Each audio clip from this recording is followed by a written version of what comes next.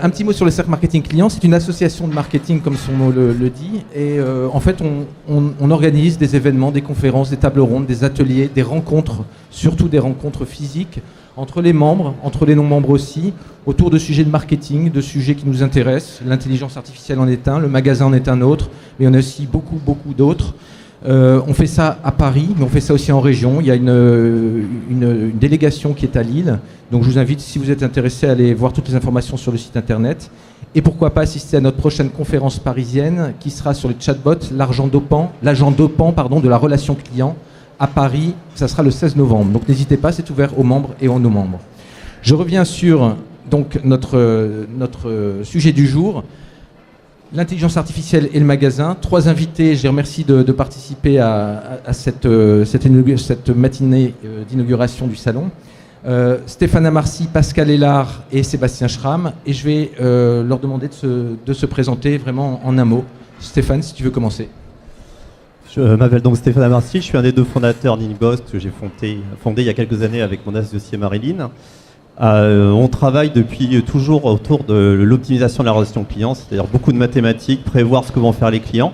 Et ce qui est très intéressant aujourd'hui, d'où l'ouvrage que j'ai écrit qui s'appelle Mon directeur marketing sur un algorithme, c'est qu'avec l'avènement de l'intelligence artificielle et du big data, on peut aller beaucoup plus loin dans la prise en compte de la singularité du client. On en débattra tout à l'heure. Merci Stéphane. Pascal ? Oui, bonjour à tous. Donc Pascal Hélard, donc je suis l'ex-directeur relations clients et commerce digital d'Alice Délices et auparavant un petit passé maintenant une trentaine d'années dans le retail et dans le digital. Bonjour Florent, bonjour à tous. Sébastien Schramm, donc moi je suis responsable marketing CRM pour la marque de prêt-à-porter masculine Devrette 1902.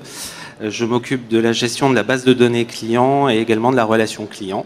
Et effectivement, l'intelligence artificielle est en plein dans le cœur de nos préoccupations compte tenu des mutations du comportement du consommateur. Merci messieurs, donc c'est parti pour cette discussion. Moi j'ai envie de poser le sujet en vous demandant finalement ce que c'est que l'intelligence artificielle. Parce que derrière ces 2 lettres IA, en fait il y a beaucoup de mots, il y a beaucoup de choses, il y a beaucoup de fantasmes. Est-ce que l'intelligence artificielle c'est un robot ? Est-ce qu'un algorithme c'est déjà de l'intelligence artificielle ? Stéphane, toi qui as réfléchi sur le sujet pour écrire ce bouquin, qu'est-ce que tu peux nous dire là-dessus ? Je vais me permettre de redéfinir en quelques mots l'intelligence artificielle. Il ne faut pas confondre une modélisation mathématique ou une équation mathématique avec de l'intelligence artificielle. Un modèle prédictif, par exemple, n'est pas de l'intelligence artificielle. C'est juste un algorithme. On commence à parler d'intelligence artificielle à partir du moment où on introduit la notion d'auto-apprentissage, à savoir d'autonomie du modèle mathématique. Et après, ce qu'il faut voir, c'est qu'il y a 2 sortes d'intelligence artificielle. Il y a l'intelligence artificielle dite faible, c'est ce qu'on connaît aujourd'hui, c'est celle qui permet de piloter les voitures sans chauffeur, de piloter les avions, de faire à peu près tout ce que vous imaginez, ce que vous voyez en expérimentation aujourd'hui. Et il y a l'intelligence artificielle dite forte, qui, elle, est la même que la nôtre, en l'occurrence. Aujourd'hui, ça n'existe pas. On n'est que dans le faible. Si je dois synthétiser la faible, c'est simplement que j'ai une fonction d'objectif. Typiquement, si je prends la voiture, c'est d'arriver d'un point A à un point B sans accident et le plus rapidement possible, en respectant évidemment les règles. Ça, c'est une fonction d'objectif que tous les modèles auto-apprenants vont au fur et à mesure satisfaire et ils vont apprendre, mais avec un objectif clair. Nous, on est capable de faire ça, bien sûr, mais on est aussi capable de diverger et de créer. Et c'est là qu'on parle d'intelligence artificielle forte. Pascal, Sébastien, cette définition vous convient ? Vous avez des choses à rajouter là-dessus ? Oui, totalement. Quand on a présenté les avantages de l'intelligence artificielle en comité de direction, c'est vrai qu'il y a beaucoup de fantasmes derrière. On imagine tout de suite les robots qui vont accueillir les clients en point de vente et effectivement, ça ne sert absolument pas à la stratégie de notre marque. On va en reparler. Tout à fait.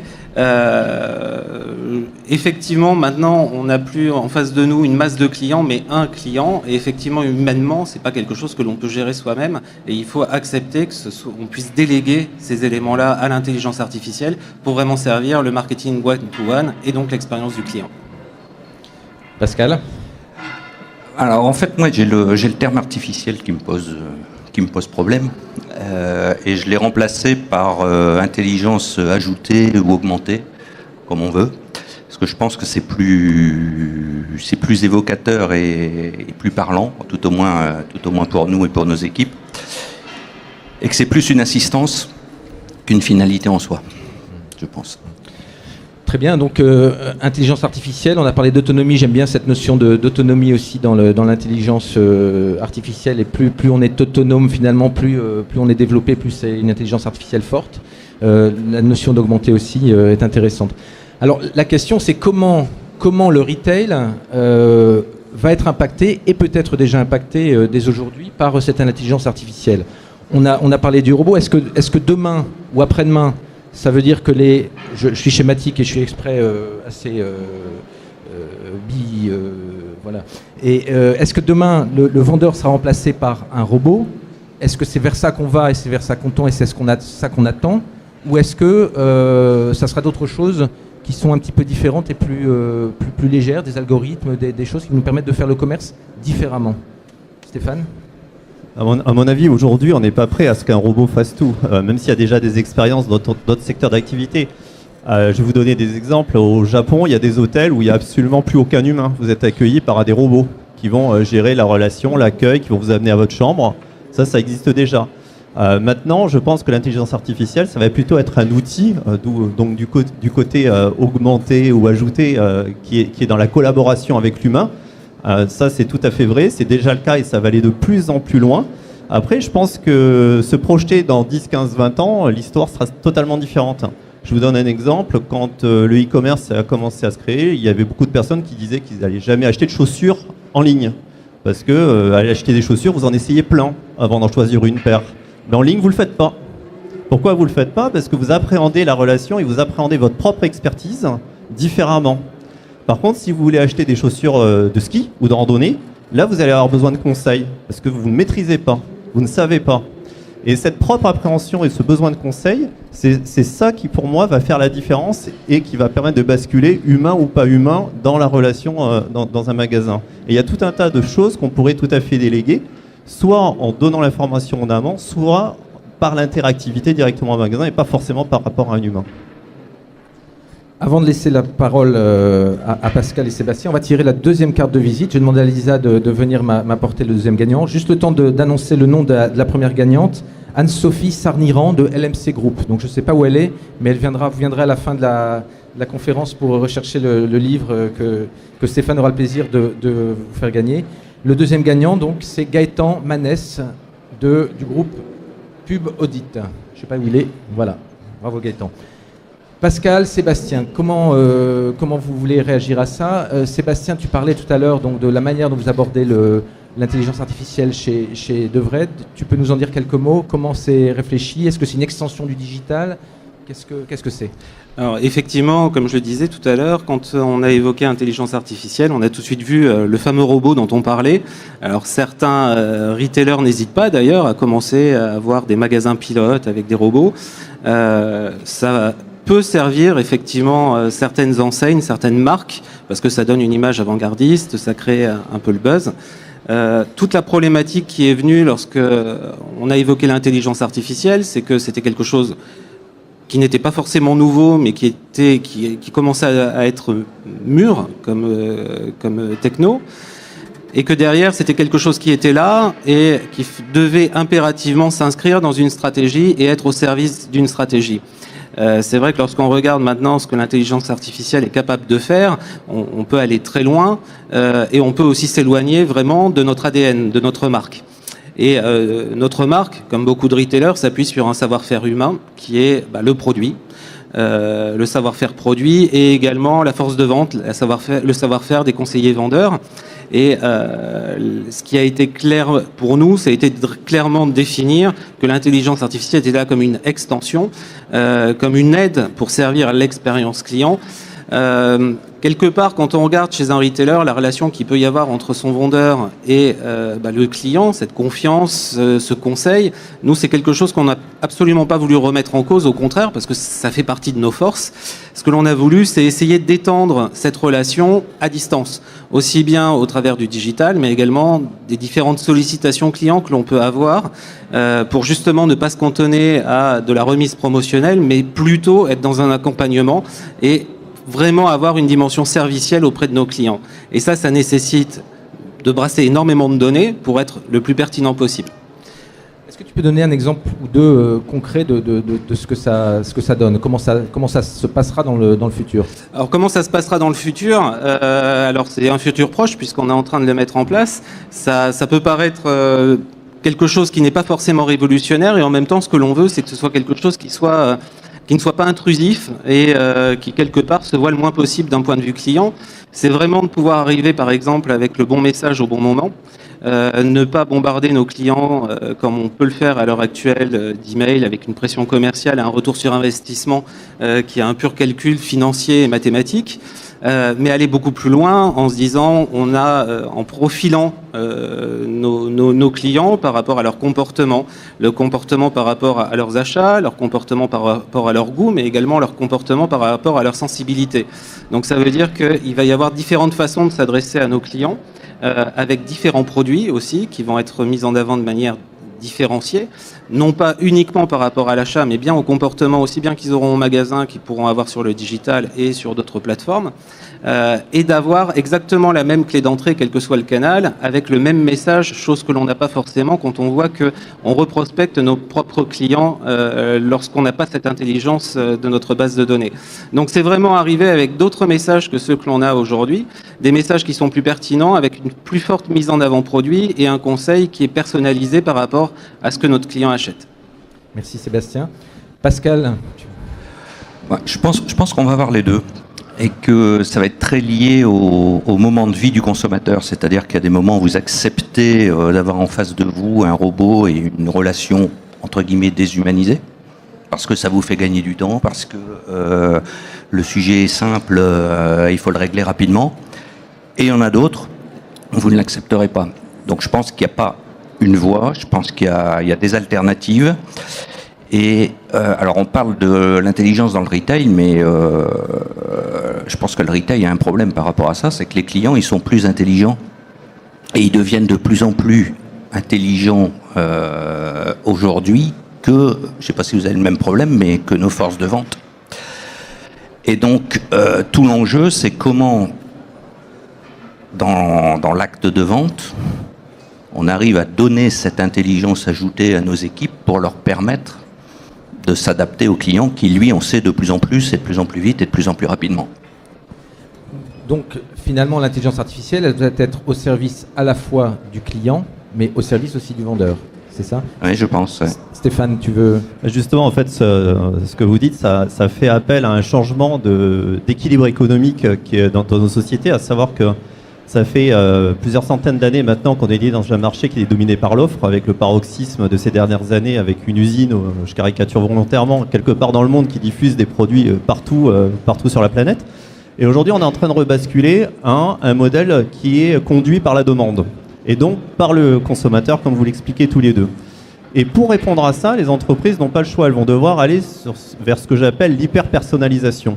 Mais cette hyper-personnalisation, l'humain, il ne sait pas la faire. C'est impossible. Alors, à la fois dans le conseil, à la fois dans l'appréhension, quels que soient les canaux, mais également dans le processus de fabrication, où ça pose un certain nombre de problèmes. C'est pour ça qu'à mon sens, la deuxième révolution qui va arriver, c'est la production et si j'arrive à produire localement ou pas. Je vais juste illustrer mon propos. J'ai été amené à travailler sur des groupes de réflexion par rapport à des personnes qui vendent des produits de ce type-là. Et eux sont en train de se dire, mais l'opticien de demain, il n'y aura plus une paire de lunettes à l'intérieur du magasin.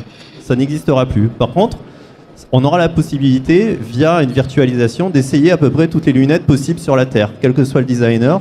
Et ces dernières, soit elles seront fabriquées chez des tiers, soit demain, elles seront imprimées, je vais utiliser ce terme-là, localement. Mais du coup, l'expérience même du lieu de vente, en l'occurrence, sera totalement différente. Plus forcément besoin de produits non plus. Mais vous aurez toujours l'expérience de vente, par contre. Voilà, c'est-à-dire finalement le magasin demain, c'est un lieu où on se rencontre, où on échange sur des produits, où éventuellement il se passe une transaction ou pas, elle est peut-être indolore, et où on repart pas forcément avec les produits qu'on a achetés. C'est ça? Tout à fait. Oui, Sébastien? tout à fait, c'est le consommateur qui décide s'il veut repartir avec son produit ou s'il part sur quelque chose qui est hyper personnalisé aussi, puisqu'il y a l'hyper personnalisation du produit, avec notamment les imprimantes 3D qui arrivent dans le textile, auquel cas il pourra avoir son produit chez lui sous 48 heures. Donc finalement, l'intelligence artificielle, c'est pas uniquement le marketing qui est impacté, c'est l'ensemble des fonctions. Je vais même plus loin. L'intelligence artificielle, les frontières entre marketing, supply chain, logistique, ça existe ou pas, les Non, frontières? elles disparaissent au fur et à Elles mesure. disparaissent. Tu peux développer un petit peu là-dessus? Mais en l'occurrence, c'est exactement ce que j'essayais de dire tout à l'heure. À partir du moment où on remet le client réellement en prenant en compte sa singularité, que ce soit dans la démarche commerciale, en amont ou sur le lieu de vente, que ce soit dans la production, on ne parle c'est un tout finalement qui est en face du client. C'est une seule et unique réponse que je lui apporte. Donc les structurations et l'organisation des entreprises telles qu'elles sont aujourd'hui, elles seront obsolètes dans ce modèle-là. On sera organisé, on travaillera totalement différemment, avec beaucoup plus de souplesse, d'agilité, avec des organisations variables en fonction des problématiques à gérer.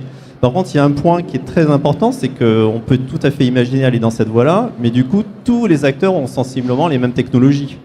Donc il n'y aura plus d'avantage concurrentiel au bout d'un moment. Évidemment, celui qui démarre, on en aura un, mais au fur et à mesure, il y aura une convergence. C'est exactement ce qui s'est passé avec les programmes de fidélité dans la grande distribution. Il y en a un qui l'a fait, tout le monde l'a fait, et aujourd'hui, ça s'annihile. Par contre, on ne peut pas l'arrêter, c'est fini. Bon, là, ça sera exactement la même chose. Donc du coup, se pose la question de qu'est-ce qui va me différencier dans le futur? Donc là, je me retourne vers Sébastien, et pour moi, c'est là où on retrouve la marque, on retrouve les valeurs que je véhicule, on retrouve tout ça. Oui, totalement. Alors je peux rebondir sur la notion d'organisation aussi, où effectivement, nous, ça a été un sujet qui a été porté par le marketing. On a tout d'abord travaillé en étroite collaboration avec la DSI, puisque pour aller vers du smart data vers un data lake, il a fallu retravailler un petit peu notre système, notre plateforme CRM. Et la première des choses pour remporter l'adhésion, c'était la promesse de pas de régression. Donc on a travaillé très, très rapidement avec la DSI et après, effectivement, il a fallu partager avec l'ensemble de l'entreprise et l'ensemble des acteurs de l'entreprise. Alors, comme toute société de retail, l'organisation est assez cloisonnée, avec d'un côté les produits, d'un autre côté le marketing, la communication, le contrôle de gestion. Et là, il a fallu mettre un petit peu tout le monde autour de la table et dans le cadre du développement de cette réflexion, que tout le monde puisse y participer. Donc, on a animé plusieurs ateliers avec la force de vente aussi, les directeurs de magasins qui étaient présents. Et ça nous a permis au moins de sensibiliser tout le monde et de faire en sorte que tout le monde aille dans la même direction. Alors certains ont bien sûr regardé le sujet d'un peu plus loin, mais ce qui est certain, c'est que c'est quelque chose maintenant qui est bien partagé dans l'entreprise et tout le monde est bien conscient de ces mutations. Est-ce que ça fait peur dans l'entreprise? Peur, ça pourrait, quand on regarde les capacités de l'intelligence artificielle et parfois le Japon, effectivement, qui peut l'utiliser à outrance, ça pourrait être une crainte. Enfin, moi, le premier, quand j'ai découvert tout ce qui était possible de faire, et même par rapport à mon métier, parce que Stéphane disait, il faut accepter le lâcher-prise. En général, quand on travaille sur un plan commercial, on aime bien pouvoir tout maîtriser. Et là, il y a pas mal de choses qui nous échappent. Donc oui, ça peut faire peur. Après, ça peut faire peur par rapport à certaines personnes qui peuvent se dire je vais être remplacé par un algorithme et c'est en cela ou en tout cas chez nous ça a été quelque chose de bien vécu puisque la stratégie était relativement claire sur le fait que le savoir-faire humain était quelque chose qui était moteur pour l'entreprise et que l'intelligence artificielle était là pour nous permettre au contraire d'aller plus loin que ce que l'on faisait aujourd'hui dans l'expérience client. Maintenant, pour rebondir sur ce que disait Stéphane, sur tout ce qui peut être algorithme auto-apprenant, effectivement, on peut boucler après sur les bonnes pratiques et tout le monde avoir les mêmes pratiques. Et c'est là où, effectivement, le savoir-faire humain est indispensable. Et ça me fait penser justement à un atelier qui a eu lieu chez nous il n'y a pas plus tard qu'une semaine, où on avait nos stylistes qui pour le coup, ont une véritable expertise, avec qui on a partagé les règles de nos algorithmes auto-apprenants. Bon, ça a fait quelques parties de fou rire lorsqu'ils ont vu certaines recommandations qui pourtant étaient inéluctables et pour lesquelles on ne pouvait pas aller à l'encontre puisque statistiquement c'était validé. Et c'est là où il a fallu mettre une partie qualitative dans le traitement automatisé des recommandations produits, par exemple, ou alors des sollicitations clients par rapport au savoir-faire magasin. Et j'ai envie de dire, il faut arriver à trouver la bonne complémentarité entre le savoir-faire, l'ADN de la marque et le modèle auto-apprenant que finalement tout le monde pourra utiliser à moyen court terme. Avant de laisser la parole à Pascal, je vais juste demander à Lisa de m'amener une autre carte de visite pour vous faire gagner, je vous rappelle, 5 exemplaires donc, de ce livre « Mon directeur marketing sur un algorithme » écrit par Stéphane. Donc le troisième gagnant s'appelle Xavier Plateau, Orésis. Il est où? Voilà, Xavier, vous avez gagné un bouquin, vous viendrez le chercher tout à l'heure. Pascal, tu réagis à cette... Oui, je voudrais rebondir parce que il y a un sujet de fond qui est l'intégration et l'impact sur les métiers dans l'entreprise. Et alors, je sais qu'on a testé une approche donc, qui consistait à dire quels sont les algorithmes, quelle est l'intelligence que l'on doit développer pour m'aider dans mon métier et à transformer mon métier. Et tout de suite, l'approche est un peu différente, c'est-à-dire que c'est pas on va me remplacer par un algorithme, mais de quoi est-ce que j'ai besoin par rapport à mes clients d'aujourd'hui, de demain, pour pouvoir adapter mon métier, mieux le faire, être plus dans l'anticipation plutôt que dans le quotidien et dans l'action. Et je pense que cet impact-là, il est, enfin, je sais pas si tu le partages, mais il est primordial parce que tous les freins sont là en fait. Et c'est ce qui explique pourquoi le client va plus vite que nous. Parce que lui, ces freins-là, il les a pas. Son deuxième cerveau, il est là, lui. Et il vient avec ça en magasin. Donc, à nous de nous adapter. Oui, c'est toute la dualité. Comme tu le soulignes, à titre personnel, on a déjà accepté énormément de choses. On le vit tous les jours. Mais à titre professionnel, c'est plus complexe. Parce que c'est ce qu'on représente. C'est notre moi social. Il y a notre ego qui en prend un coup quand même au passage. Parce qu'on porte une expertise et tout d'un coup, il y a quelque chose qui fait mieux que nous. Et c'est là où, par rapport à ce que disait Sébastien tout à l'heure, c'est vrai que j'arrête pas de dire, y compris à mes propres équipes, c'est n'hésitez pas à lâcher, laissez ce qui n'a pas de valeur. Reconcentrez-vous sur la valeur. Et la valeur, elle est où? Elle est dans la création, elle est dans la communication, elle est dans ce travail-là. Et sans ça, en l'occurrence, oui, il y aura une difficulté à vivre les choses. Elle est très très claire, elle est évidente, elle est forte. Pour illustrer le propos, parce que là c'est très louable de dire mais de quoi on a besoin pour demain et partir dans ce sens-là, c'est pas tout à fait comme ça que ça se produit par moment. Je vais sortir du cadre du retail, je vais juste vous donner un exemple dans la banque où c'était assez amusant parce qu'en 3 jours il y a eu 3 annonces concomitantes où vous avez le Crédit Mutuel qui déclare utiliser l'intelligence artificielle avec un outil très connu pour aider les conseillers à mieux gérer la relation avec les clients. En même temps, vous avez la RBS Royal Bank of Scotland qui annonce avoir licencié tous ses agents d'accueil et les remplacer par le même algorithme. Et vous avez Orange Bank qui dit « Ah mais nous, on est 7-7-24-24 puisque de toute façon, on n'a personne, on n'a que des algorithmes. » Exactement le même outil. Donc vous voyez, c'est pas que c'est un choix d'entreprise, c'est vrai, mais il y a une pression très très forte aussi du cadre économique.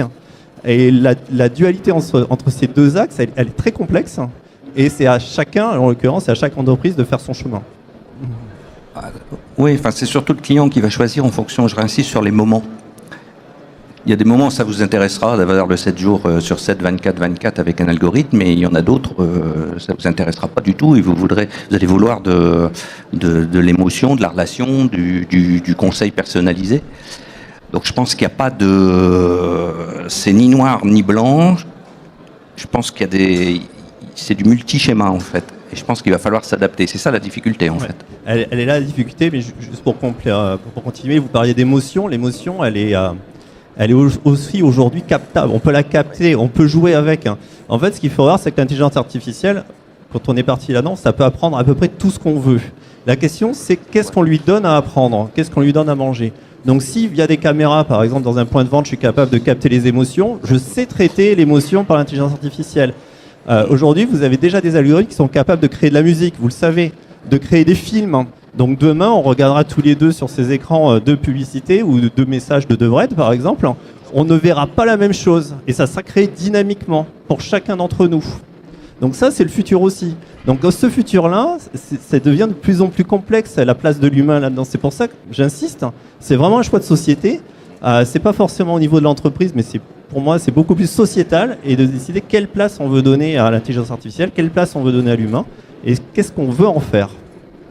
Choix de société, je crois que le sujet est important, il dépasse d'ailleurs le cadre du retail et on peut aller sur des sujets autres, la santé notamment, etc. Justement, ça pose un problème aussi en matière de données, en matière d'informations qu'on possède sur le client, en matière d'informations qu'on possède et qu'on pourrait utiliser et qu'on peut s'interdire d'utiliser pour plein de raisons. Là-dessus aussi, j'imagine que la technologie est en avance par rapport au droit et à la législation. Vous avez un mot là-dessus Non, c'est un sujet dont on parle dans les entreprises. Oui, enfin, ce qu'il y a surtout, c'est quoi l'intérêt et c'est quoi la valeur pour le client dans tout ça. Parce que moi, je veux bien te donner tout ce que je veux en information à partir du moment où ça me sert et ça augmente mon intelligence. Et je pense que l'enjeu, il est là. Or, souvent, nous, dans notre peau de retailer, on a plutôt tendance à penser à la place des clients, avec toutes les données qu'on essaye de collecter et puis d'emmagasiner et de les faire parler. Parce qu'il y a une intelligence dont on n'a pas parlé, c'est l'intelligence collective, c'est-à-dire ce que les clients mettent à disposition les uns des autres en matière de données et qui peut servir à une collectivité. Alors, exemple, comme tout le monde, je pense, on a les avis consommateurs. Bon, très bien. Maintenant, moi, en tant que consommateur, ce qui m'intéresse, c'est pas tellement d'avoir l'avis des autres, c'est pas savoir ce qu'ils en pensent eux. C'est est-ce qu'ils me conseillent, pour mon cas, à moi, de m'acheter ça. Et là, on n'y est pas encore forcément, parce que quand vous voulez commencer à voir les avis, il faut commencer à scoltiner tous les avis, vous en faites une page, et puis après, vous laissez tomber. Là, il y a de l'intelligence collective à développer. On n'y est pas encore ou on y est déjà quand même ? Non, on n'y est pas encore dans le traitement de toute cette information. Technologiquement, il n'y a pas trop de problème à le faire. Aujourd'hui, c'est pas ça le sujet. Le sujet, c'est ce qu'on en fait. Et c'est pour ça que je reviens sur le point de la transformation. La transformation, elle est pour l'humain. Si je dois caricaturer, fabriquer l'information, prendre une décision, c'est pas forcément l'humain qui le fera parce que c'est pas possible. Par contre, contextualiser cette décision, contextualiser l'expérience que va vivre le client, oui, l'humain est très important. Et je voudrais rebondir aussi sur le côté données. Alors en France, on a la chance, et en Europe, d'être protégé relativement bien par rapport à la sécurisation de nos données. Maintenant, ça nous oblige aussi, j'ai envie de dire, de passer d'un modèle qui a été le big data, à engranger énormément d'informations, sans savoir parfois quoi en faire, et au contraire parfois se perdre dans ces informations-là, à passer vraiment au smart data, c'est-à-dire vraiment choisir les informations dont on a besoin pour pouvoir arriver à ses fins. Nous, en l'occurrence, nos fins, c'est l'expérience client. Et dès lors qu'on joue finalement carte sur table en toute transparence sur la raison pour laquelle on collecte ces informations, en règle générale, c'est quelque chose qui passe plutôt bien. Oui, et l'enjeu, je pense, c'est de les remettre à la disposition du client. Oui, bien sûr. J'ai reçu une notification hier de AXA qui me disait à partir de maintenant, vous pouvez accéder à vos données. Bon, ça a l'air très bête. Mais c'est vrai que je ne pouvais pas accéder à mes données. Alors, je ne suis pas encore allé voir, mais je serais curieux de savoir ce que je vais trouver. Et ce que je vais pouvoir en faire. Tu peux être surpris. Ok. Est-ce que ça veut dire que demain, dans le magasin, quand on ira faire du shopping, aller faire nos courses, il n'y aura plus de place au hasard de faire des belles rencontres, de choisir d'aller acheter un livre qu'on n'avait pas prévu d'acheter d'un auteur qu'on ne connaissait pas avant de rentrer dans le magasin? Est-ce que l'intelligence artificielle, c'est stop au hasard, à la sérendipité et aux belles découvertes ou pas? Pour moi, par rapport au comportement humain, de toute façon, quoi qu'on fasse, ça ne sera pas parfait. Il y a toujours une erreur, il faut l'accepter dès le départ. Et justement, on gère l'erreur finalement. Et l'erreur, il ne faut pas la voir comme quelque chose de négatif, mais il faut la voir comme une opportunité. En l'occurrence, pour ces points-là, c'est la découverte, c'est faire autre chose. On est tous différents, même si on est du même milieu socio-culturel, on fait les mêmes choses, on va prendre des décisions différentes à des moments donnés. On est, par exemple, plus ou moins à l'aise le matin.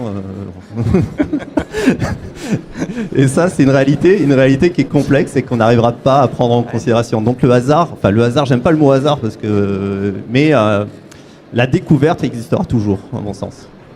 Ouais, je pense qu'on va dissocier l'achat besoin de l'achat plaisir. Donc je pense qu'il y a beaucoup d'avenir dans l'intelligence ajoutée dans l'achat besoin, dans l'achat plaisir. On sera toujours sur l'impulsion. Alors il y aura quand même de l'intelligence sur la pertinence de la proposition au bon moment, au bon endroit, à la bonne personne. Ça, par contre... Autre question un peu provocatrice, mais c'est volontaire. On a dit que demain, ça serait peut-être le robot ou pas qui serait à la place du vendeur, et on dit que c'est pas forcément un objectif. Mais est-ce qu'inversement, le client ne sera pas lui-même un robot? C'est-à-dire pourquoi demain, on n'enverrait pas un avatar de soi-même ou un robot ou autre chose, ou quelqu'un faire ses courses à sa place? Est-ce que c'est ça aussi? Est-ce que ça peut être ça le retail de demain? J'en suis, à titre personnel, j'en suis convaincu. Oui. On le fait déjà parce qu'on accepte, on commande en ligne, ça arrive directement chez nous. Donc finalement, aller faire la même chose dans un magasin qui n'est pas trop loin, il y a très peu de différence. Après, la question de fond, on en revient au plaisir.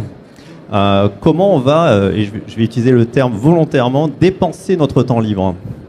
C'est la vraie question, parce que normalement, si on poursuit cette logique-là, on aura de plus en plus de temps libre. Donc la question, c'est comment on va le dépenser, comment on va le consommer et quel plaisir on va avoir dans l'expérience sur les points de vente.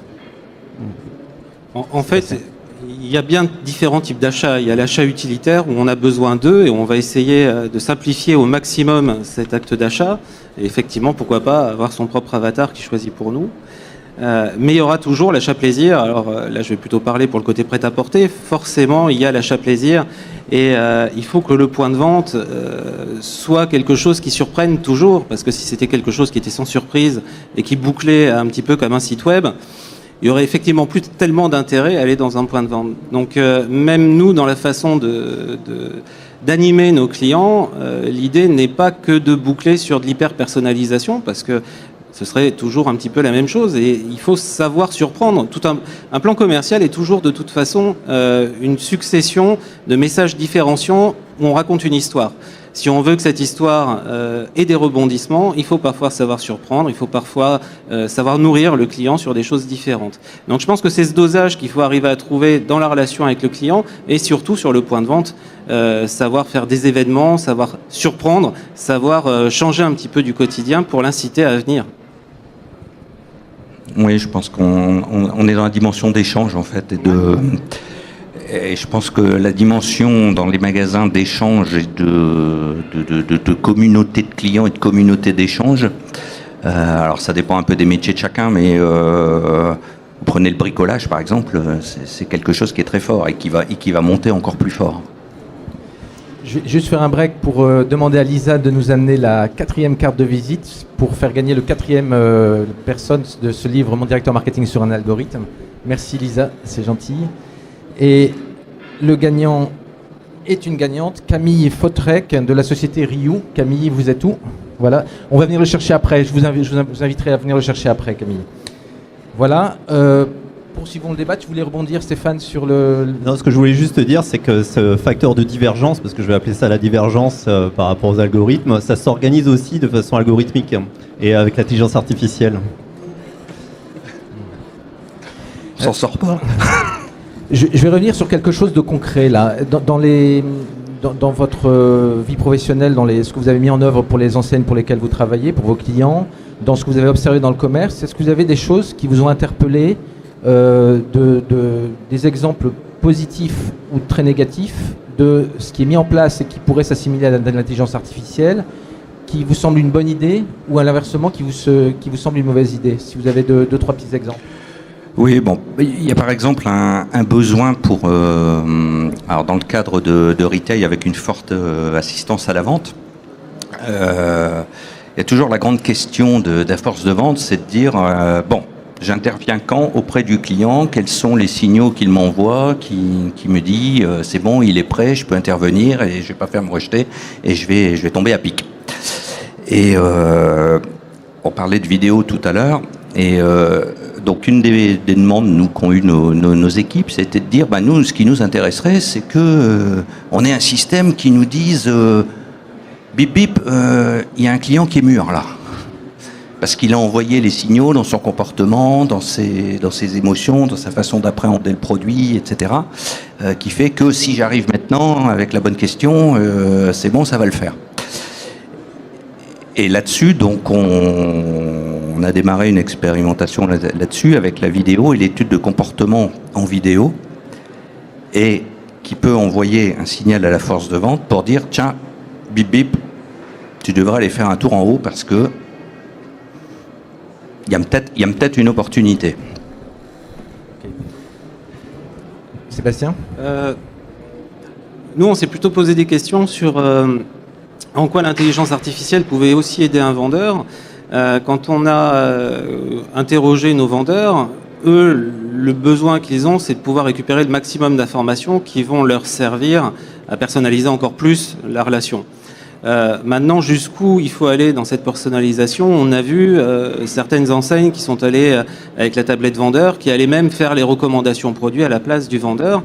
Et ce que l'on peut voir, c'est que finalement le discours est beaucoup moins fluide avec le client, et ça peut aller même à l'encontre de ce côté relationnel.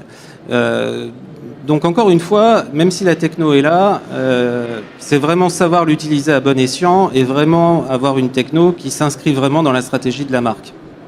Alors, pour rebondir là-dessus, on a une démarche dans l'autre sens. C'est-à-dire qu'on s'est aperçu aussi que ça intéressait beaucoup les clients de savoir à qui ils avaient affaire et qui ils pourraient trouver dans le magasin et quelles compétences avait telle ou telle personne. Spécialiste en pâtisserie, etc., etc. Où est-ce que je vais le trouver et comment je peux entrer en contact avec lui? Alors, sur des petites surfaces de vente, c'est visuellement assez facile, mais quand on commence à être dans des 1000 mètres, 2000, 3000 mètres carrés, il y a une vraie préoccupation que j'ai vécue hier. Je suis allé dans une grande enseigne de sport et il a fallu que je trouve quelqu'un. Eh ben, bon courage. Et je me suis dit, tiens, si j'avais là quelque chose qui me permettait de dire où est et qui est la compétence sur tel sujet et comment je peux rentrer en contact avec lui, et ça, on s'est aperçu, nous, que ça intéressait vachement les clients, contrairement à ce qu'on peut penser. Donc ça marche aussi dans l'autre sens, et moi je reste convaincu qu'une des pistes, c'est comment on donne de l'intelligence ajoutée aux clients par rapport à notre retail, par rapport à notre commerce. Stéphane ? Non, mais je rejoins ce point-là. C'est un équilibre entre le client et l'entreprise dans tous les cas. Donc c'est donnant-donnant. Il faut que ça serve aux deux. Les expériences que moi j'ai vues aujourd'hui en magasin, il y en a pas énormément en l'occurrence qui vont vraiment dans l'intelligence artificielle. J'insiste bien, vraiment pas juste de l'algorithmie assez basique, si je puis me permettre. Hein. Après, où est-ce qu'on le voit beaucoup plus, c'est dans les services marketing centraux, où là, en effet, il y a des acteurs qui changent complètement de paradigme. Je donne un exemple, c'est plus un humain qui prend une décision que tel client va recevoir telle offre, c'est en l'occurrence de l'intelligence artificielle qui va décider ça toute seule et de façon unitaire. Ça peut aller jusqu'à définir le prix même. Alors le prix, ça dépend des lois évidemment, mais sur certains pays où on a le droit de le faire, ça va jusqu'à définir le prix. C'est plus un humain qui le définit. On lui donne juste des règles d'optimisation et lui il décide compte tenu de ça. En magasin, pour que ça se passe bien, vous l'avez dit tous les deux, ça passera énormément par la transformation de la force de vente et donc faire des choses qui leur sont utiles dans un premier temps. Ça veut dire que dans le magasin de demain assisté par l'intelligence artificielle, l'humain a toute sa place et au contraire, il faudra le former pour s'approprier tout ça. Pour moi, tout dépend du demain. Quand est-ce que c'est demain? Alors, en fait, je pense que ça va pas venir par les magasins. Comment ça? Oui. Vas-y. Je pense que ça va venir par la maison. Je suis convaincu. D'accord. Par le home. Le home.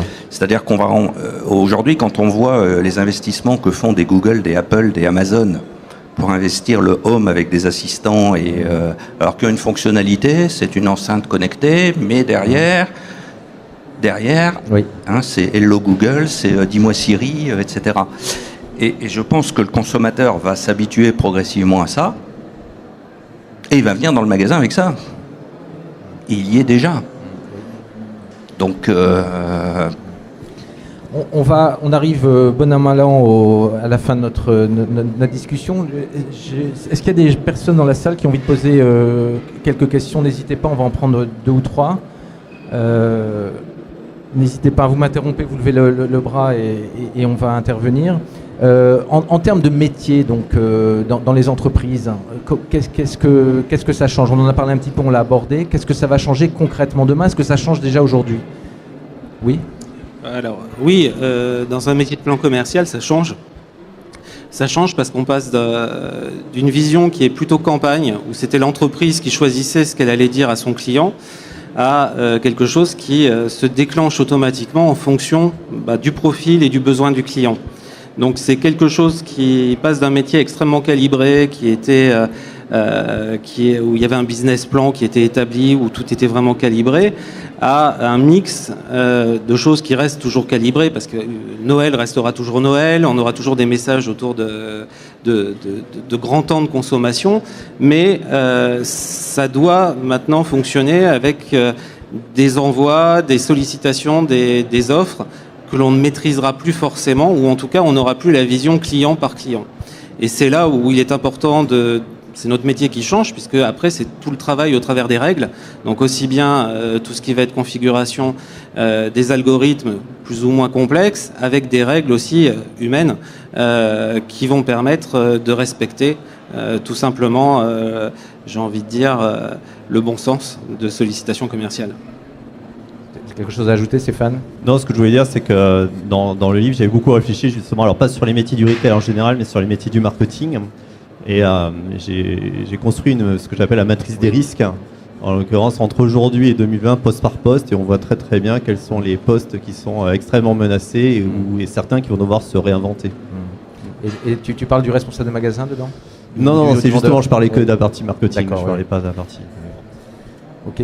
Je propose, puisque tu parles du bouquin, qu'on fasse le dernier tirage au sort. J'ai demandé à Lisa de nous amener la dernière carte de visite pour voir révéler quel est le nom de la personne qui est le gagnant du 5e livre que nous offrons, offert par Stéphane. Donc c'est Maryse Saint-Lan de la société de Camailleux. Maryse, vous êtes où?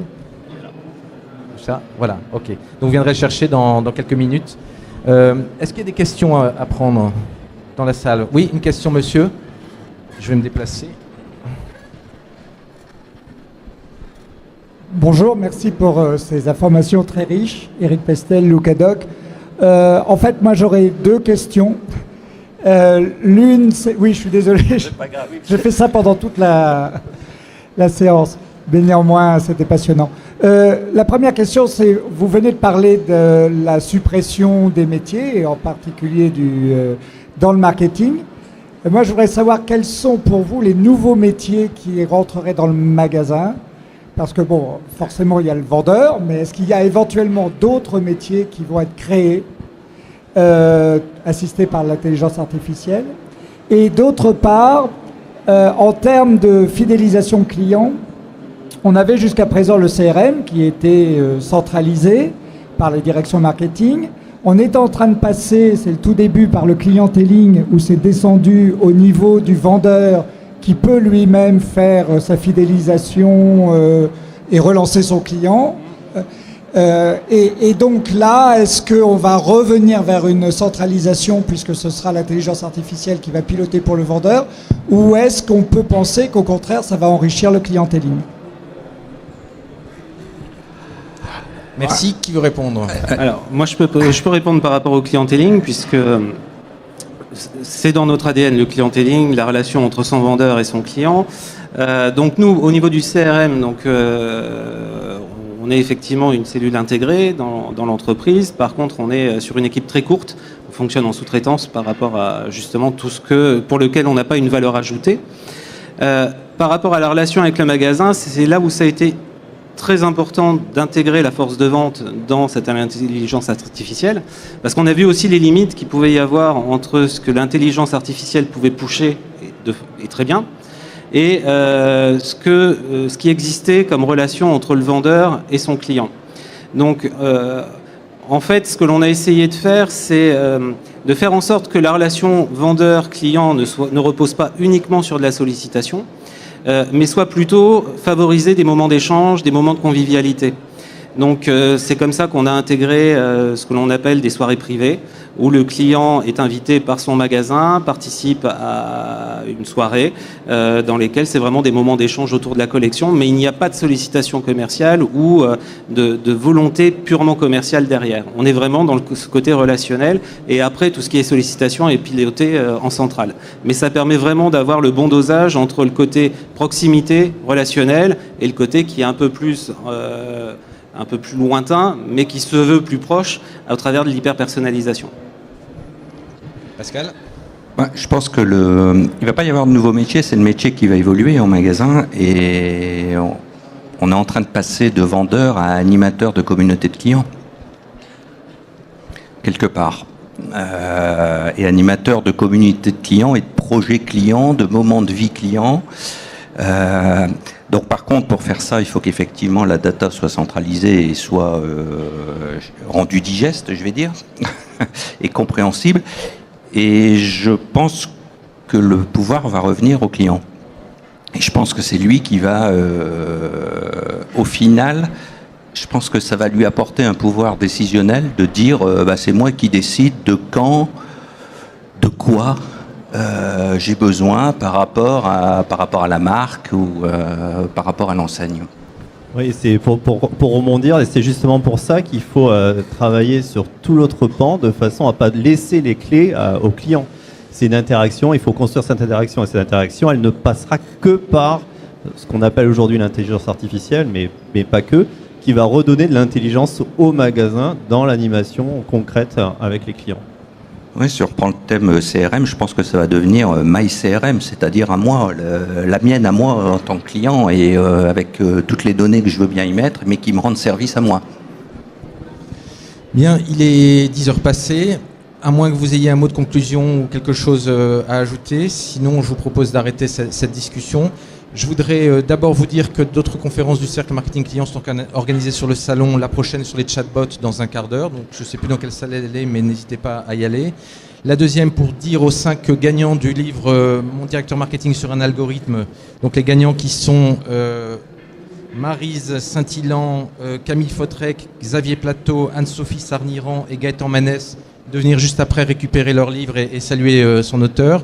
Je voudrais vous remercier d'avoir assisté à cette conférence, et je voudrais surtout vous remercier nos 3 intervenants, Stéphane Amarcy, Pascal Hélard et Sébastien Schramm, pour la qualité des informations qu'ils nous ont délivrées et la qualité de ces échanges. Merci à vous et merci à eux. Merci. Merci beaucoup.